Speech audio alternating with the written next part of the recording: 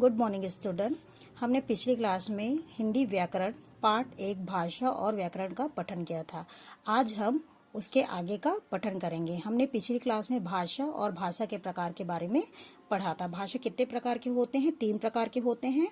कौन कौन सी भाषा होती है? एक मौखिक भाषा होती है, एक लिखित भाषा और एक सांकेतिक भाषा। ठीक है। मौखिक भाषा यानी बोलकर बोला जाता है, उसको क्या बोलते हैं? मौखिक। लिखित यानी जो लिखकर हम जो संदेश भेजते हैं या बोलते हैं, मैसेज करते हैं, उसको हम क्या बोलेंगे? लिखित भाषा। सांकेतिक भाषा किसको बोलते हैं? जो संकेत के द्वारा, है ना, जैसे ट्रैफिक हवलदार रहते हैं ना, या ट्रैफिक पुलिस वाले रहते हैं, उन लोग क्या करते हैं? इशारों से बात करते हैं। और जैसे जिनके पास मुंह नहीं रहता है, बात कर नहीं पाते हैं, उन लोग भी क्या करते हैं? इशारों से बात करते हैं। तो उसके बारे में हमने पढ़ा था। आज हम पढ़ेंगे बोली के बारे में। ठीक है, आइए पढ़ते हैं बोली। प्रायः अलग अलग क्षेत्रों के लोग किसी एक ही भाषा को अलग अलग ढंग से बोलते हैं। कई क्षेत्रों में देखे हो आप लोग, अलग अलग क्षेत्र में अलग अलग भाषाएं बोली जाती है। इसलिए विभिन्न क्षेत्रों में एक ही भाषा के भिन्न भिन्न रूप विकसित हो जाते हैं। भाषा के इस क्षेत्रीय रूप को बोली कहते हैं। भारतवर्ष में हिंदी भाषा की अनेक बोलियां प्रचलित हैं, जैसे ब्रजभाषा, अवधी, मैथिली, बुंदेलखंडी, राजस्थानी, हरियाणी, भोजपुरी आदि।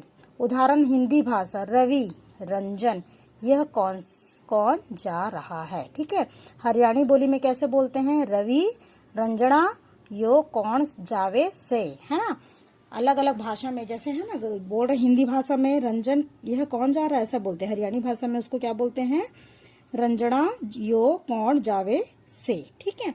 अब नेक्स्ट है लिपि। लिपि के बारे में बोलते हैं। भाषा को लिखित रूप में व्यक्त करने के लिए कुछ संकेतों, ध्वनियों व चिन्हों का प्रयोग किया जाता है। इन संकेतों, ध्वनियों तथा चिन्हों के रूप को लिपि कहते हैं। भिन्न भिन्न भाषाओं में भिन्न भिन्न संकेतों तथा चिन्हों का प्रयोग किया जाता है, अर्थात सभी भाषाएं भिन्न भिन्न लिपियों में लिखी जाती है। फिर उसके बाद जैसे देखिए यहाँ पे बहुत सारे भाषाएं दी है। हिंदी दिया, अंग्रेजी लिखा है, पंजाबी, संस्कृत, उर्दू, नेपाली, बंगाली, जर्मन, है ना। तो जैसे हिंदी भाषा में क्या लिखते हैं? देवनागरी लिपि में लिखी जाती है। देखिए उसका रूप भी दिया है। लिपि का रूप कैसे लिखते हैं? क, ख, घ ऐसे पढ़ते हैं। अंग्रेजी भाषा में रोमन लिपि में लिखी जाती है। लिपि का रूप देखिए ABC ऐसा करके दिया। पंजाबी में देखिए गुरुमुखी लिपि में लिखी जाती है। लिपि का रूप ऐसा दिया हुआ है। संस्कृत में देखिए देवनागरी लिपि बोलते हैं, उसमें भी अ, क, ख, ये, है ना। उसी तरह सभी लिपियों का दिया गया है। फिर उसके बाद इसमें परिभाषा दिया है। एक भाषा को किसी भी लिपि में लिखा जा सकता है। ठीक है, यहाँ पे ध्यान रखिए, एक भाषा को किस रूप में लिखा जाता है? किसी भी लिपि में लिखा जा सकता, अर्थात लिपि बदल जाने से भाषा नहीं बदलती है। ठीक है, लिपि हम बदल जाएगा फिर भी भाषा नहीं बदलती है। ठीक है। नेक्स्ट है आपका व्याकरण। व्याकरण में क्या दिया है? देखिए, संसार में अनेक भाषाएं प्रचलित है। सभी भाषाओं के अपने कुछ नियम होते हैं। किसी भी भाषा को बोलने तथा लिखने में हमें उस भाषा के नियमों का विशेष ध्यान रखना पड़ता है। जब व्यक्ति को भाषा के नियमों का ठीक ठीक ज्ञान हो जाता है तो व्यक्ति शुद्ध बोलता है ना। देखो हमारे देश में बहुत सारे भाषाएं बोलती है, लेकिन कुछ लोग तोतले होते हैं ना, तोतले में उनका भाषा समझ नहीं आता है। लेकिन जब वो अच्छे से जान जाते हैं कि इसको ऐसा बोला जाता है तो उनका बात जो बोलने का, लिखने का शुद्ध क्या हो जाता है? शुद्ध हो जाता है। उसी को क्या बोलते हैं हम लोग? व्याकरण। शुद्ध लिखता है तथा शुद्ध पढ़ता है। किसी भाषा के नियमों को ही उस भाषा का हम क्या कहते हैं? व्याकरण कहते हैं।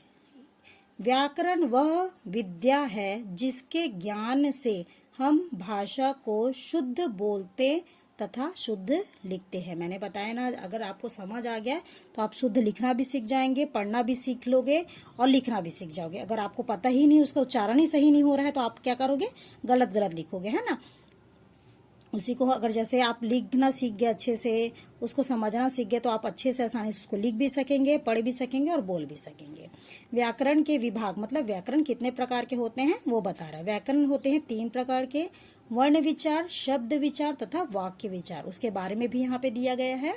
वर्ण विचार, वर्ण विचार के अंतर्गत हम वर्णमाला, वर्णों के प्रकार, उच्चारण स्थान तथा वर्णों के मेल से शब्द बनने का अध्ययन करते हैं। ठीक है। फिर देखिए सेकंड में लिखा है शब्द विचार। शब्द विचार के अंतर्गत हम शब्द की परिभाषा, शब्द के विभिन्न प्रकारों, शब्द की उत्पत्ति, शब्द रचना तथा शब्द के अर्थ का अध्ययन करते हैं। फिर थर्ड देखिए वाक्य विचार। वाक्य विचार के अंतर्गत हम वाक्य की रचना, वाक्य के भेदों तथा वाक्य के अंगों का अध्ययन करते हैं। ठीक है। यहाँ पे देखिए इस चैप्टर में हमने क्या बताया, भाषा बताया, भाषा के प्रकार बताए आपको, उसके बाद आपको बोली सिखाया गया, फिर लिपि सिखाया गया और व्याकरण। इसी से रिलेटेड आपको एक्सरसाइज दिए है पेज नंबर 7 में, उसका मैं आपको फोटो क्लिक करके भेजूंगी। उसको आप क्या करोगे, अपने क्लास वर्क कॉपी में लिखेंगे। Okay student, today's work complete. Thank you.